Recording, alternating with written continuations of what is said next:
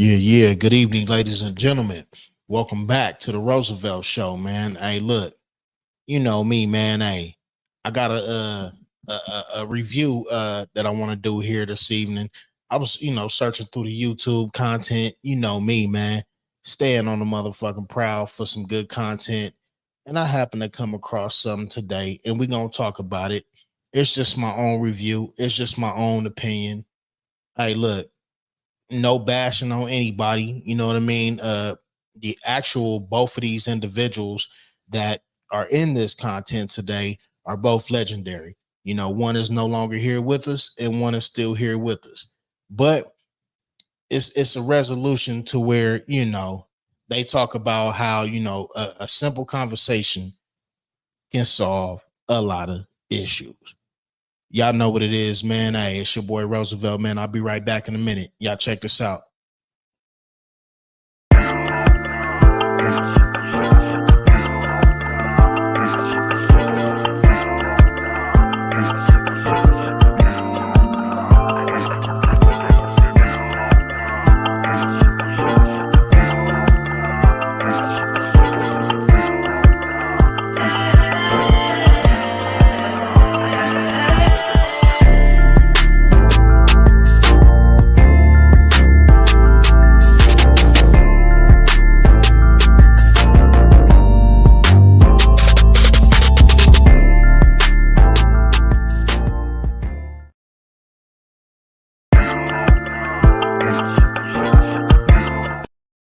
Yeah, man. What's up, y'all? It's your boy Roosevelt, man. Hey, look, uh, hope everybody having a great, wonderful Monday or had a great, wonderful Monday.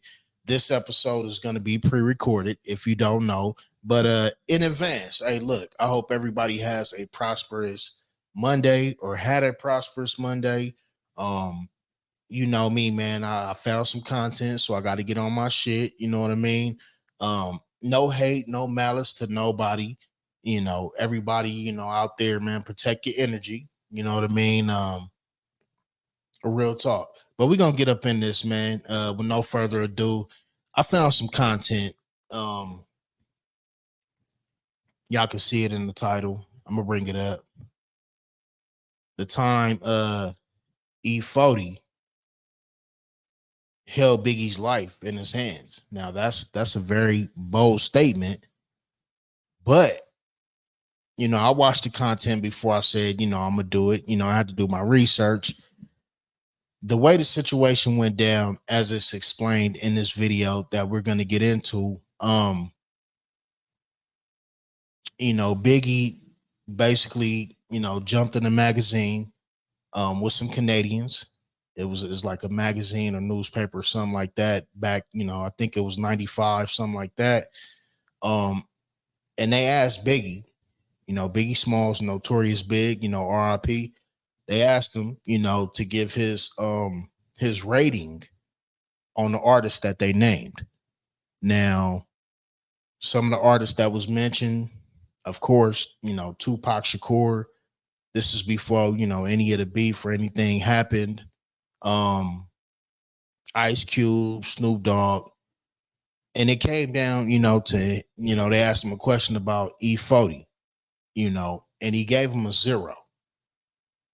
This is documented. Y'all could do your own research. This is documented. Biggie Smalls gave E40 a 0 rating in, his skills of rapping. And it's like, damn, like, everybody is entitled to their own opinion, of course, but, same token, back then, if people can remember, it was a lot of tension and shit going on, it just wasn't with, Southern California artists and, New York. Clearly here on this video that I'm going to review, we'll see the breakdown of, Biggie Smalls' experience in Northern California. Again, this is just for entertainment purposes. I'm not here to bash nothing. I'm not, being biased on an opinion or anything like that. I just found it, educational. I'm a hip hop consumer. I found it to be educational. So we gonna get into it, man, and I'm gonna break down, how I feel about it. Let's go. Yeah. So anyway, to make a long story short and a short story long, it came to rating me, and from a scale from 1 to 10, you know what that man gave me? 0. A 0, bro. A 0, and I'm a platinum artist at the time. A 0. Platinum You artist. feel me? Platinum So artist. you needed to have a conversation? Well, people knew I was hot, right? So, and my youngins, my little young hyenas, they so sneaky. I didn't even know that they was. I didn't even know on everything. I didn't even know dude had a concert in Sacramento. They called me like 11 at night. Farty, what you want me to do with this? So just to be clear, he breaking down, it wasn't even him that kind of reacted. Some of his goons, some of his people from his way, reacted to it. Like, yo, we heard so and so, so and so. And look, I always say this, man. I'm in my Raiders gear today. Shout out to the Las Vegas Raiders. I'm a super big fan. From when they was playing in Los Angeles, when they moved to Oakland, and then out to Las Vegas. Die-hard fan for sure. But what he was saying is that some of his goons got word of what was said. At that time, E40 didn't even respond to anything.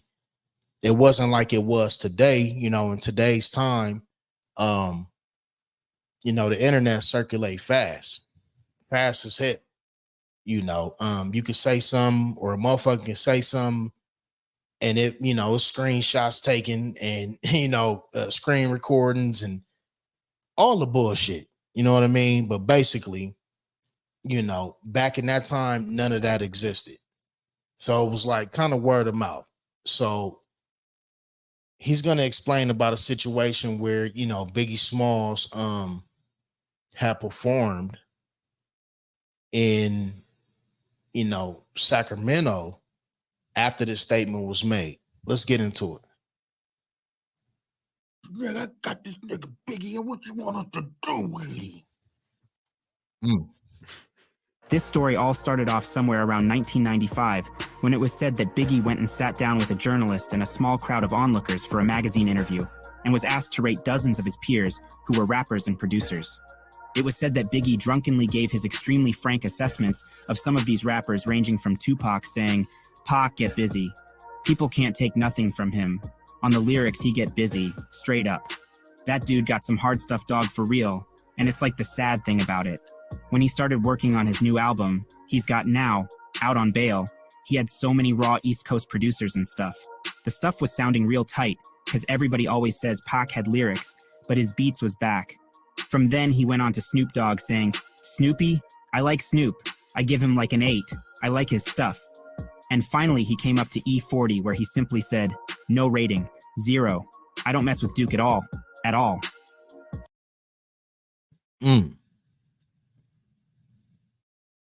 0 ratings. He don't mess with Duke at all. That sound like some New York like kind of lingo too.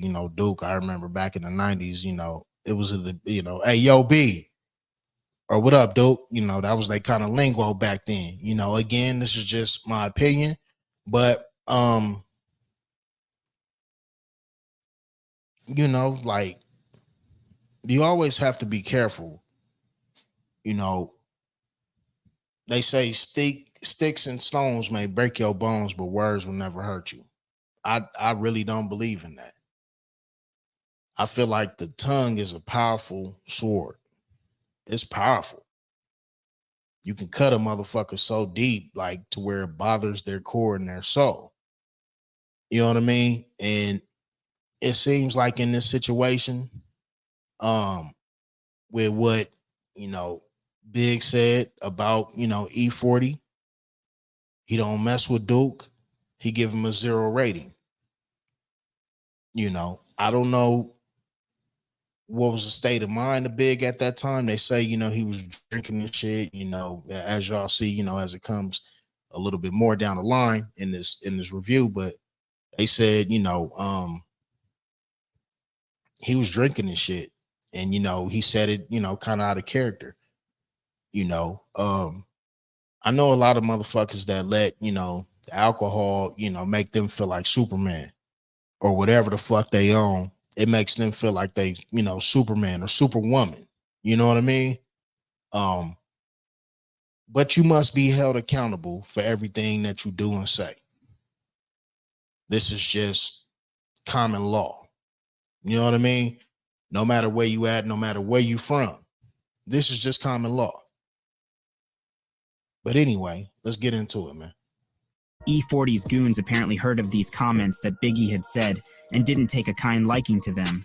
So they then set out a plan to make a hit out on Biggie by trying to catch him at one of his shows and try to gun him down there. Did E40 really give Biggie a pass, or did he actually try to make an attempt on cutting a young star's life short? Biggie was set to be interviewed by a Canadian magazine called Peace Magazine and was asked to rate some of his peers who were rappers, all from the likes of Tupac, Snoop Dogg, Ice Cube, and many others who he gave decent ratings to. But seemingly when it came time for him to give a rating to E40, he just said, "No rating, 0. I don't mess with Duke at all. At all." After word had got out about what Biggie had said, people who were affiliated with E40 didn't really approve of what he had to say. So supposedly, they tried to set Biggie up by booking a show for him that took place in Sacramento. But as Biggie and his crew got there, the venue seemed to be quite vacant. We're in Sacramento to do a show. We get there, it's like a warehouse. Hey, I want to let y'all know this is one of the guys that was with Biggie. I believe it was like either one of his security or you know, part of his entourage. This is what he explains what happens that night at that concert in Sacramento. Check it out. And we don't see too many cars. We don't see, it's a little weird. So we're like, well, I guess the crowd is light tonight. They have a DJ playing. And we're still looking around, we're like, it's not a lot of people here. It's maybe 10, 15 people at the most. Although there wasn't much people in attendance, Biggie still went up to perform. However, the crowd didn't seem to be feeling him at all, and even went as far as throwing coins at him. So Big goes on. He's performing. All of a sudden they start throwing coins at him. I'm like, yo, what the fuck is that about? It was around 11 p.m. when he was done performing, so Biggie and his crew headed out to the limousine, but the driver was missing, and immediately after they had noticed this, a group of men began to open their trunks and proceeded to walk up to Biggie and his crew and hold them up at gunpoint.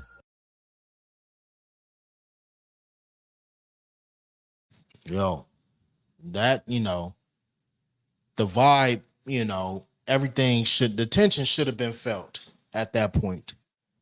You know, he up on stage, it's 15 motherfuckers. You in the backyard, you know, on another nigga swing, if you want to say, and you just kind of, you know, said some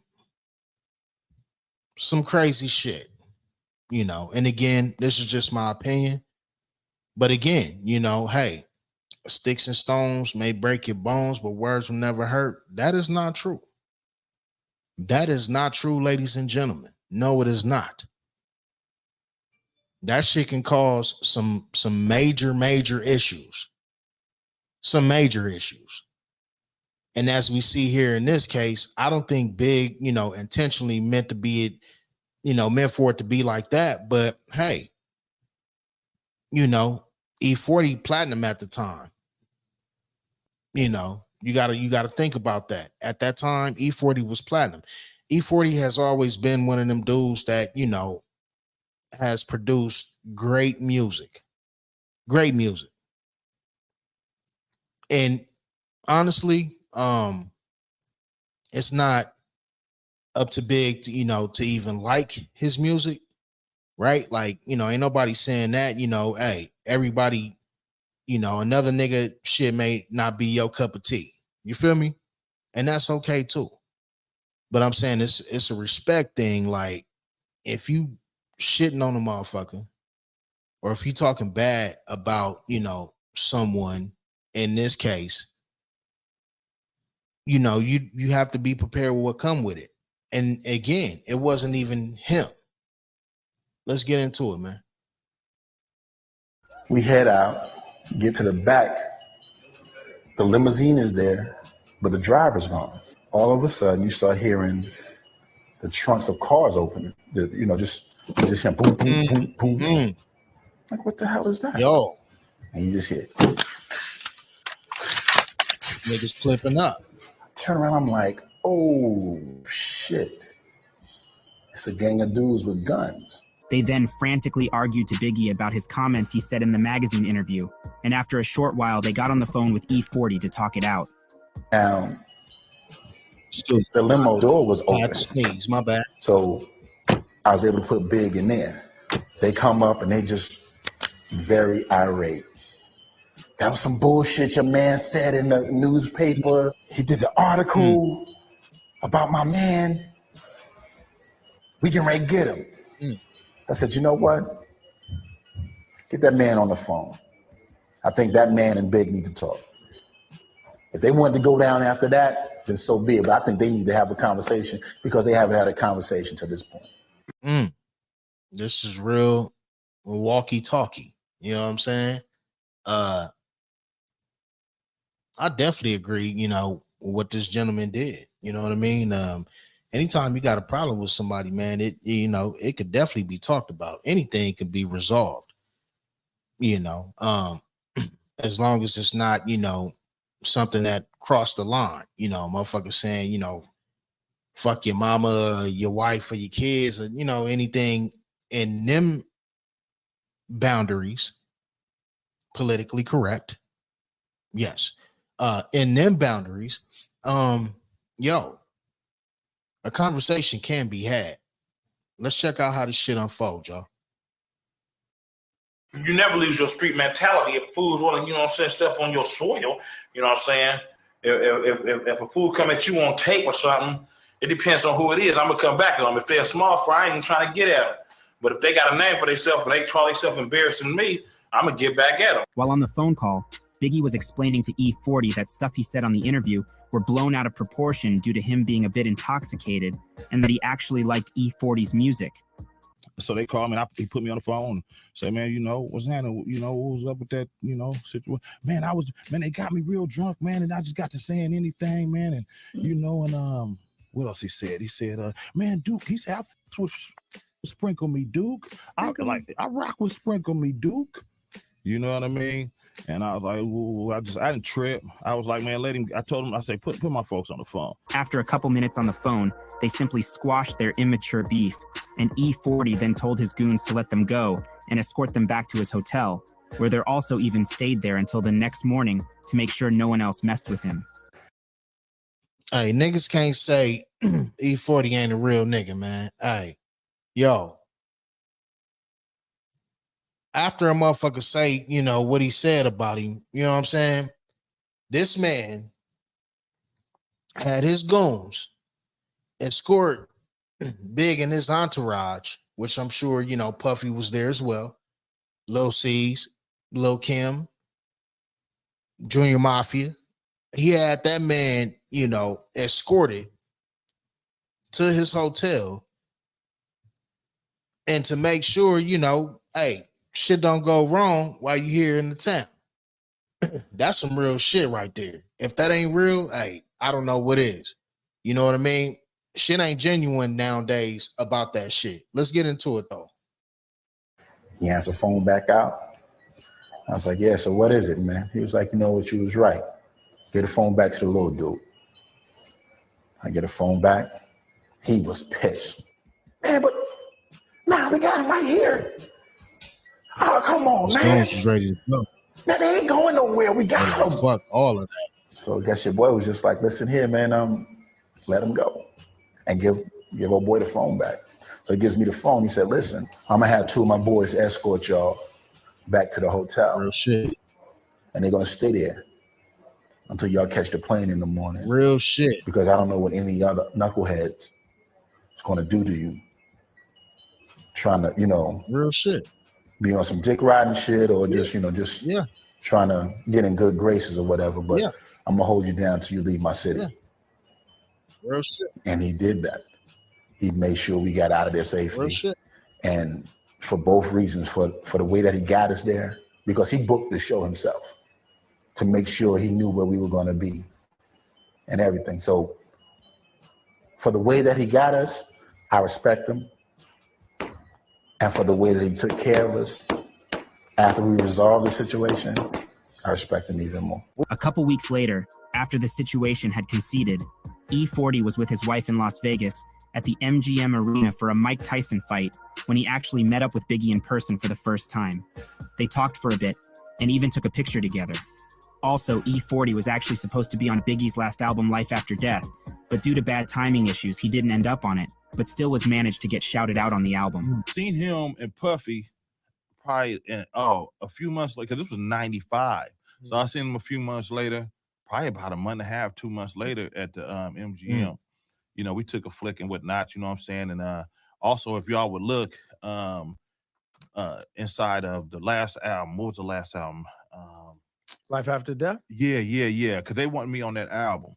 But they had to turn it in, and I was moving around. I don't know what happened. So, but he did shout me out. You know, he said, you know, at that time, we would do shout outs in the inside of the albums. Yes, he was like, shout out to E40, you know, Spice One. You know, that's what they did. And so that's how that story ends, man. You know, I wish Dude was alive, wish Pac was alive, I wish we'd be all here in our 50. They'd be dang near 50, close to it, right? Yeah. You know, we'd be making and that's music, why I man, brought it you up, know? because Yeah. So anyway, to make Yeah, man. Hey, look, I feel in this situation, you know, like I said, anything can be resolved. All it takes is, you know, a little bit of conversation. You know what I mean? It ain't no real malice in a lot of these beefs out here, you know, that's going on everywhere, you know.